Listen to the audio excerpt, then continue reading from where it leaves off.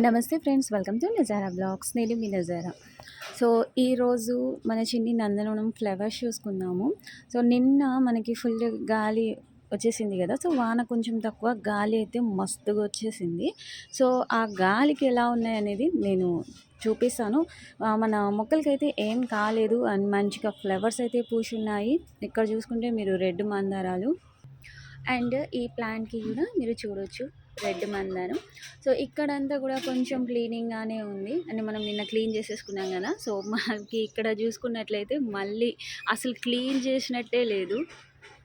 So జామకాయలన్నీ కూడా చూడండి ఎలా పడిపోయి ఉన్నాయో. సో మన ఒక ఫ్లవర్ కూడా పడింది మార్నింగ్. ఇదిగోండి ఇక్కడ చూడొచ్చు మీరు జామకాయలు. సో ఇక్కడంతా కూడా కసువు ఇట్లా అయితే అయింది మన మల్లె పువ్వులు.